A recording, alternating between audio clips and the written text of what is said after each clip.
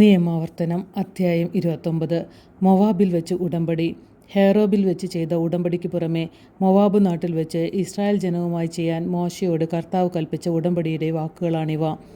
മോശ ഇസ്രായേൽ ജനത്തെ വിളിച്ചുകൂട്ടി പറഞ്ഞു, കർത്താവ് നിങ്ങളുടെ മുൻപാകെ ഈജിപ്തിൽ വെച്ച് ഫറവോയോടും അവൻ്റെ സേവകരോടും രാജ്യത്തോടും ചെയ്തതെല്ലാം നിങ്ങൾ കണ്ടുവല്ലോ. നിങ്ങൾ നേരിൽ കണ്ട കഠിന പരീക്ഷണങ്ങളായ അടയാളങ്ങളും വലിയ അത്ഭുതങ്ങളും തന്നെ. എങ്കിലും ഗ്രഹിക്കാൻ ഹൃദയവും കാണാൻ കണ്ണുകളും കേൾക്കാൻ കാതുകളും കർത്താവ് ഇന്നുവരെ നിങ്ങൾക്ക് നൽകിയിട്ടില്ല. ഞാൻ നിങ്ങളെ മരുഭൂമിയിലൂടെ നയിച്ച 40 വർഷവും നിങ്ങളുടെ വസ്ത്രം പഴകിക്കീറുകയോ ചെരുപ്പ് തേഞ്ഞു തീരുകയോ ചെയ്തില്ല. നിങ്ങൾക്ക് ഭക്ഷിക്കാൻ അപ്പമോ പാനം ചെയ്യാൻ വീഞ്ഞോ മറ്റ് ലഹരി പദാർത്ഥങ്ങളോ ഉണ്ടായിരുന്നില്ല. ഞാനാണ് നിങ്ങളുടെ കർത്താവ് എന്ന് നിങ്ങൾ മനസ്സിലാക്കണമായിരുന്നു. നിങ്ങൾ ഈ സ്ഥലത്തേക്ക് വരുമ്പോൾ ഹെഷ്ബോൻ രാജാവായ സീഹോനും ബാഷാൻ രാജാവായ ഓഗും നമുക്കെതിരെ യുദ്ധത്തിന് വന്നു. എങ്കിലും നാം അവരെ തോൽപ്പിച്ചു. നാം അവരുടെ ദേശം പിടിച്ചടക്കി. റൂബൻ്റെയും ഗാദിൻ്റെയും ഗോത്രങ്ങൾക്ക് മനാസയുടെ അർദ്ധഗോത്രത്തിനും അവകാശമായി കൊടുത്തു. നിങ്ങളുടെ പ്രവർത്തനങ്ങളെല്ലാം വിജയിക്കേണ്ടതിന് ഈ ഉടമ്പടിയിലെ വചനങ്ങൾ പാലിക്കാൻ ശ്രദ്ധിക്കുവിൻ. ഇന്ന് നിങ്ങളെല്ലാവരും നിങ്ങളുടെ ദൈവമായ കർത്താവിന് മുമ്പിൽ നിൽക്കുകയാണ്. നിങ്ങളുടെ ഗോത്രത്തലവന്മാരും ശ്രേഷ്ഠന്മാരും അധികാരികളും ഇസ്രായേൽ ജനം മുഴുവനും, നിങ്ങളുടെ കുഞ്ഞുങ്ങളും ഭാര്യമാരും പാളയത്തിൽ വിറക് വെട്ടുകയും വെള്ളം കോരുകയും ചെയ്യുന്ന പരദേശികളും എല്ലാം. നിങ്ങളുടെ ദൈവമായ കർത്താവ് ഇന്ന് നിങ്ങളുമായി ചെയ്യുന്ന തൻ്റെ പ്രതിജ്ഞാബദ്ധമായ ഉടമ്പടിയിൽ നിങ്ങൾ പ്രവേശിക്കാൻ പോവുകയാണ്. നിങ്ങളോട് ചെയ്ത വാഗ്ദാനവും നിങ്ങളുടെ പിതാക്കന്മാരായ അബ്രാഹത്തോടും ഇസഹാക്കിനോടും യാക്കോബിനോടും ചെയ്ത പ്രതിജ്ഞയും അനുസരിച്ച് അവിടുന്ന് നിങ്ങളെ തൻ്റെ ജനമായി സ്ഥാപിക്കും. അവിടുന്ന് നിങ്ങൾ ദൈവമായിരിക്കുകയും ചെയ്യും. നിങ്ങളോട് മാത്രമല്ല ഞാൻ ശപഥപൂർവമായ ഈ ഉടമ്പടി ചെയ്യുന്നത്. ഇവിടെ ഇപ്പോൾ നമ്മോടൊന്നിച്ച് നമ്മുടെ ദൈവമായ കർത്താവിൻ്റെ മുൻപാകെ നിൽക്കുന്നവരോടും ഇന്ന് നമ്മോടൊന്നിച്ച് ഇല്ലാത്തവരോടും കൂടിയാണ്.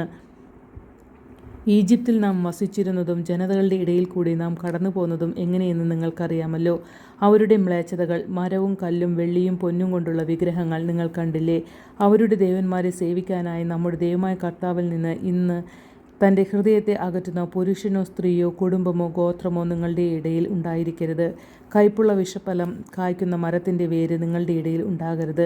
അങ്ങനെയുള്ളവൻ ഈ ശാപവാക്കുകൾ കേൾക്കുമ്പോൾ കുതിർന്നതും വരണ്ടതും ഒന്നുപോലെ എന്ന ഭാവത്തിൽ ഞാൻ എൻ്റെ ഇഷ്ടത്തിന് നടന്നാലും സുരക്ഷിതനായിരിക്കും എന്ന് പറഞ്ഞ് തന്നെ അനുഗ്രഹിക്കും. എന്നാൽ കർത്താവ് അവനോട് ക്ഷമിക്കുകയില്ല. കർത്താവിൻ്റെ കോപവും അസൂയയും അവനെതിരെ ജ്വലിക്കും. ഈ പുസ്തകത്തിൽ എഴുതിയിരിക്കുന്ന ശാപമൊക്കെയും അവൻ്റെ മേൽ പതിക്കും. കർത്താവ് ആകാശത്തിന് കീഴിൽ നിന്ന് അവൻ്റെ നാമം തുടച്ചു മാറ്റും.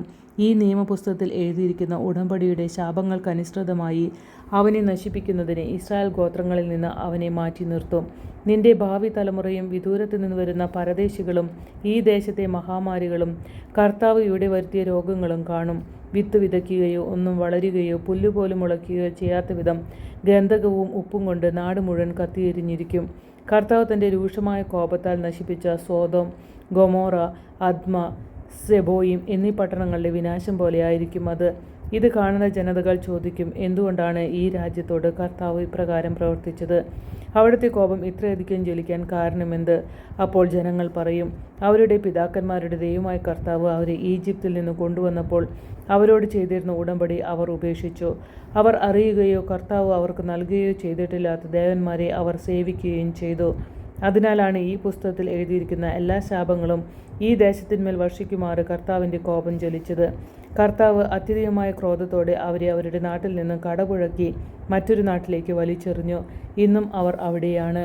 രഹസ്യങ്ങൾ നമ്മുടെ ദൈവമായ കർത്താവിൻ്റേത് മാത്രമാകുന്നു. എന്നാൽ വെളിപ്പെടുത്തപ്പെട്ടവ എന്നെന്നും നമുക്കും നമ്മുടെ സന്തതികൾക്കും വേണ്ടിയുള്ളവയാണ്.